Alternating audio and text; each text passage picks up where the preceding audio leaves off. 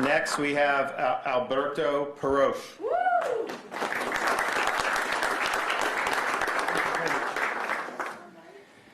Ladies and gentlemen, good morning. My name is not important. I'm just messenger, and the message is what it leads. And that's what I'd like you to go home with. I was born in Venezuela. Why is that important? Because I come from the future. I come to warn you about do not flirt with disaster.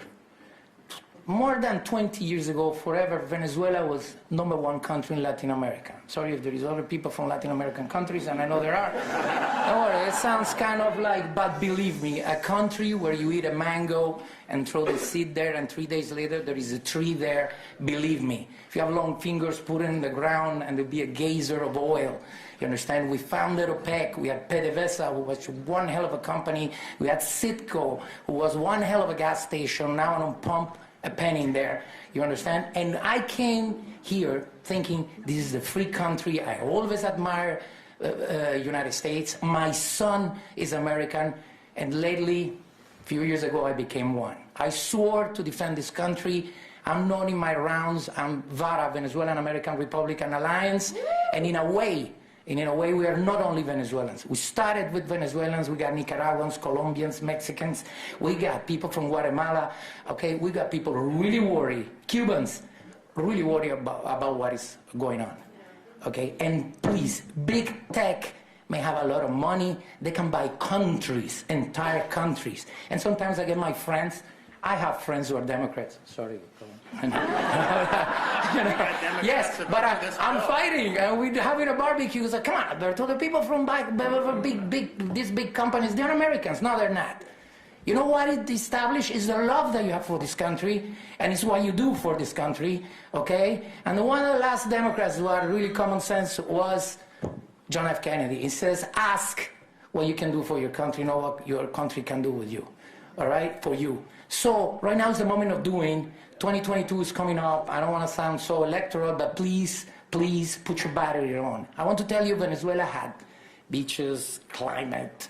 I mean, we were all, I come from an Italian family. Italy used to be soccer champion. We don't even qualify after 25 years of socialism, okay? So, you know, we were among the G4. Right now we're maybe 20th, and Greece is passing us, so we don't even qualify for the World Cup. Okay, so that's one, just to tell you, and I come from an Italian family. I'm the only one born in Venezuela, and I lived there as I was director of the Young Executive of Venezuela. What was it? Capitalist. Do your enterprise. Don't wait for the government to give you anything. Write history yourself. All right, have generosity towards yourself. Be strong and help the other ones. Just don't be there asking for help. Don't victimize yourself. The government has got to give you an environment of security. Thank God we have a government the governor who's doing it. All right, big-chested, and he's putting his chest into this, and that makes me happy today because it's been many days that I'm not that happy. Right? We mixed in Venezuela races. I tell you some similarities, and this is important. This is important. They packed the courts. Chavez packed the courts. All right? Why? Because they changed the Constitution. Right? And the God-given gift of speech, which separates from animals that don't speak. All right? The Constitution is the free speech is the pillar of any society around the world, not only here. All right? And it's guaranteed by our Constitution. Defended, because there is not one place in history, any country that has changed its constitution that has something or a nice story to tell. So it's placed on as a First Amendment, not as a 4th, 5th, 25th. It's placed as first because it's the most important, and I don't want to touch the subject, but then the Second Amendment, is to make sure that the first one stays. And the Second Amendment, people, it is not to take a gun and go to Walmart and shoot people. The Second Amendment is making sure that the government doesn't come and knock at your house, take your kids, and tells your kids in school that the Che Guevara was a freedom fighter. You understand you put your life saving $500,000 into Harvard School?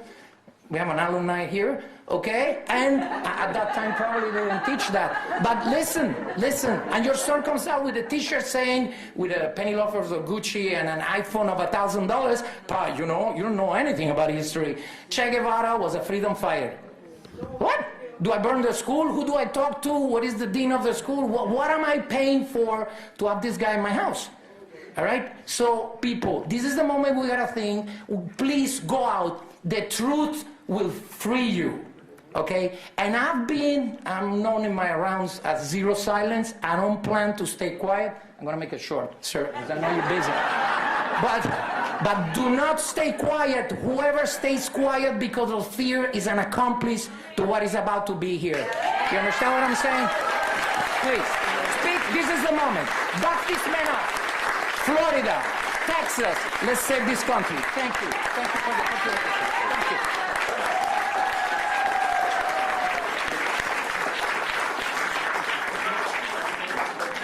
Okay, Felix, can you come up here and top that for us?